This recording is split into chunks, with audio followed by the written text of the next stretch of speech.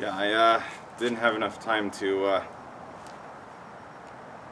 say everything I wanted to in my original video because the camera used to make these videos automatically cut off at 23 minutes and 45 seconds. So here's what was I like to say?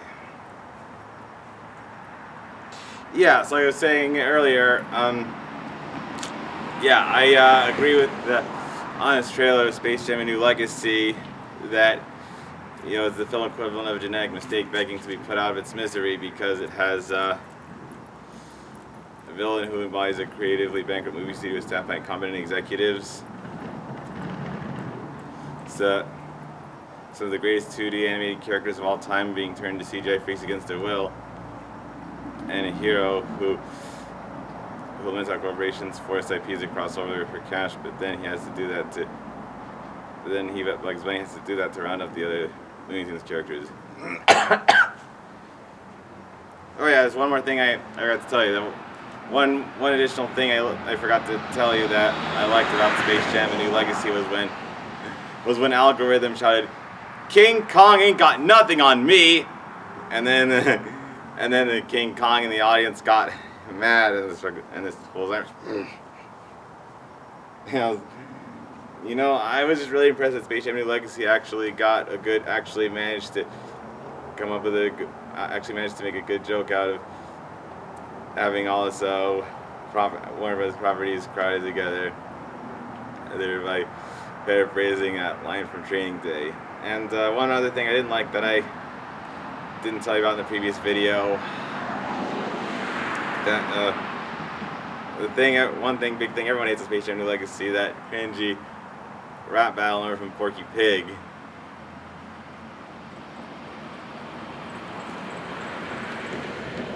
Where he said that, you know, your last name is Rhythm, but you still missed the beat. But yeah, I think something really funny about. But yeah, something I thought that was really funny about the creation of Space Jam: A New Legacy is, you know, but which is also the sole reason why it's a Solo Sad pretending to be parody of a Solo Sad is, you know, LeBron James doesn't like the algorithm inserting him into other Warner Brothers properties, but then that's what happens later when he and Bugs Bunny need to rescue reunite the other Looney Tunes characters.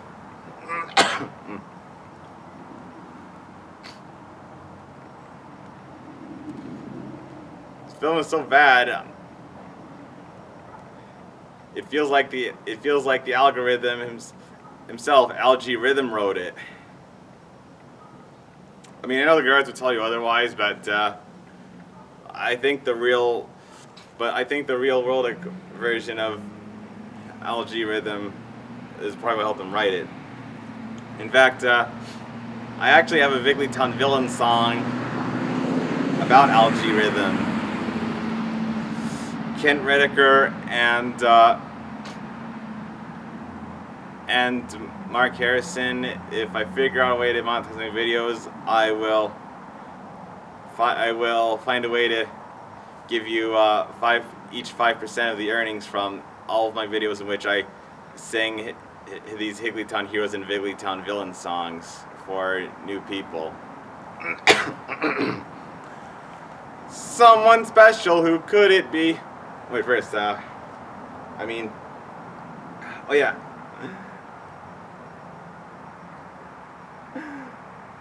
No, actually, first, Wayne would panic and say, there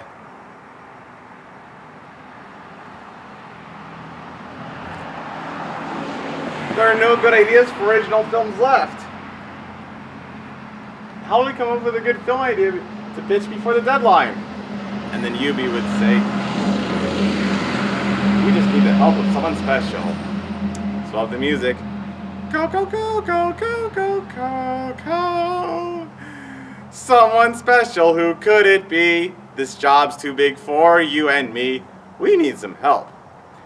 If someone's willing, it looks like a job for a Vigglytown Villain. A Vigglytown Villain. A Vigglytown Villain. A Vigglytown Villain. Please welcome to the stage, Algae Rhythm. Oh yeah. I'm so sick. Oh yeah. If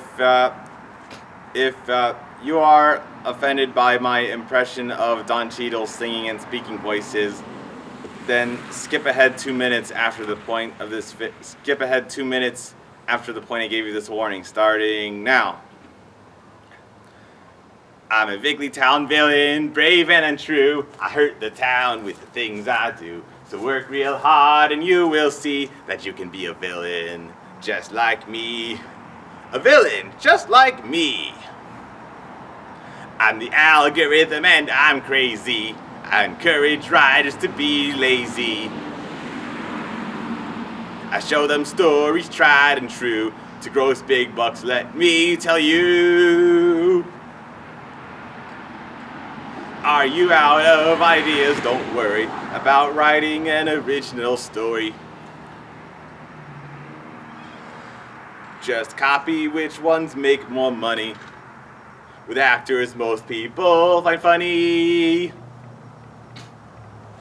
Kip asks, can you make a big success with Chris Hemsworth and Tessa?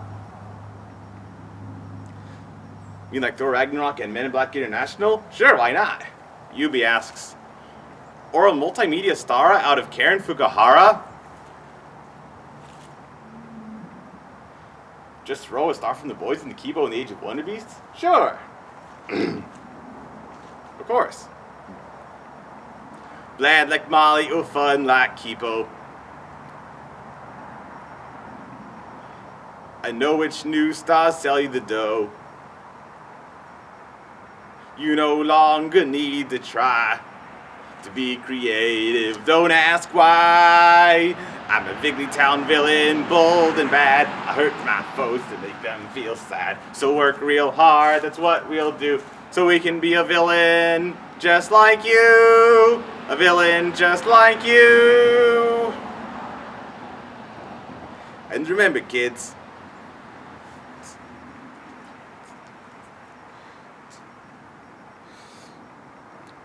showing tomorrow's filmmakers why they shouldn't risk going bankrupt on original thoughts is a great way to be Vigglytown Villains!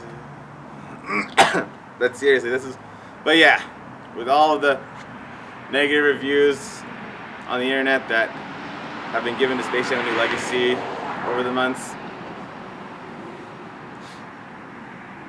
I think it demonstrates it sets a really good example that you shouldn't use algorithms to help you come up with new ideas, especially you, Walt Disney Studios. The Critical Drinker, Just Stop, Clownfish TV, and Chef Rose Production have among others, have told me about how uncreative we got over the years. You know, I really miss this bygone era of cheesy live action and family films you would make that are kind of forgettable, like from the Computer Wore Menace Shoes to Honey, I Shrunk the Kids. I don't really remember too many of these titles, but I know I definitely enjoyed The Princess in recent years. I know I definitely enjoyed The Princess Diaries and Sky High. Those were really good. Yeah, I know it's difficult for that typical family fare to compete with all the superhero films we got these days, for both from Disney's and Marvel and Warner Brothers DC. But even if they're just even if we only see them on Disney Plus these days, like Godmothered, I still think it would be really nice if Walt Disney Studios should really be putting more money towards making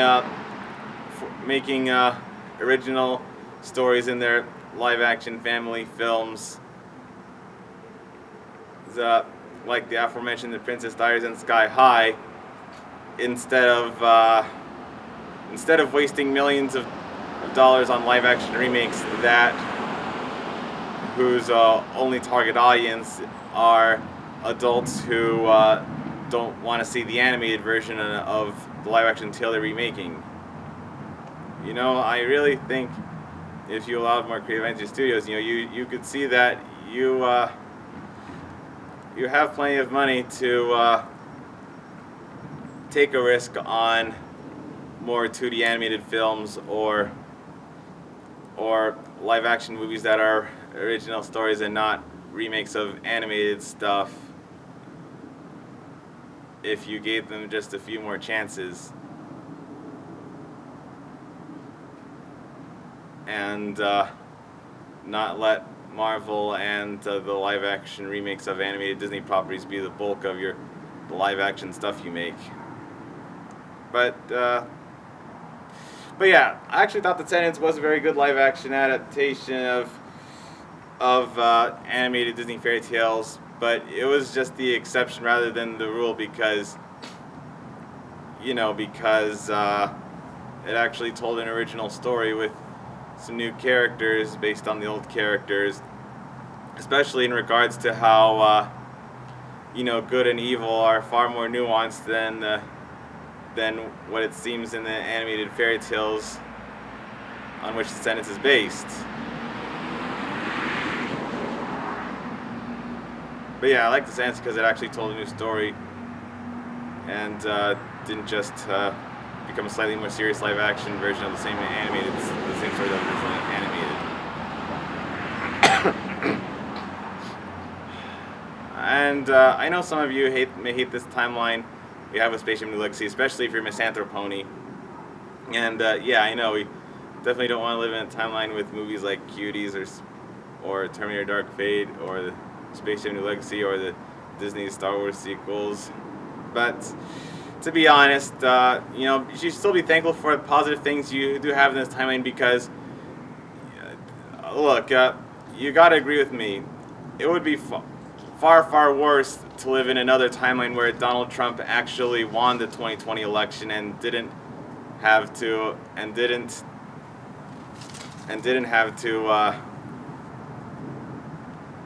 and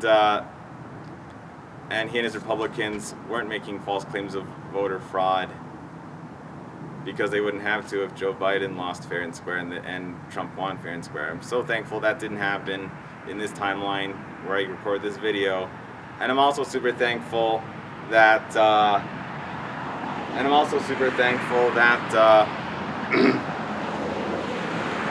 I also don't live in the worst timeline and worst alternate timeline where Vigglytown Heroes is Vigglytown Villains. But hey, it would be great if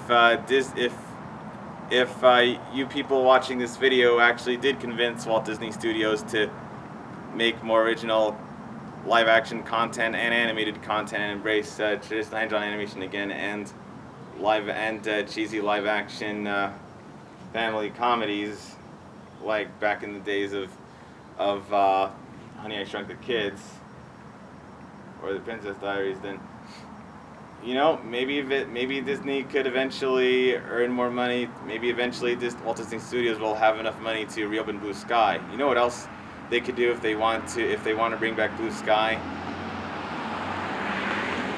Sell their shares of ESPN and Hulu.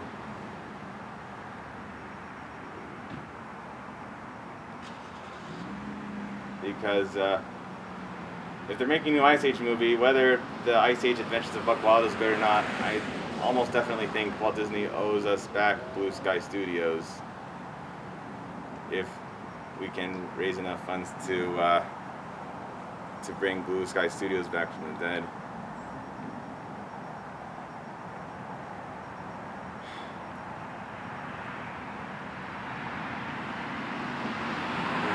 And maybe that honest trailer maybe that April Fool's honest trailer of the Zack Snyder Cut of Justice League had a point. I mean, I definitely do not believe that Zack Snyder's Justice League and Spider-Man No Way Home are so good that we don't need to make any more superhero movies afterwards.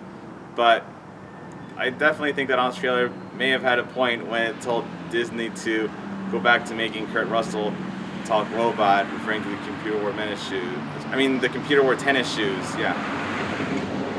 Yeah, I'm sure I'm not the only one who wants to see Walt Disney Studios make cheesy live-action family films again, because that's another market of unlike superhero movies, that's another market of movies that isn't tapped into much these days.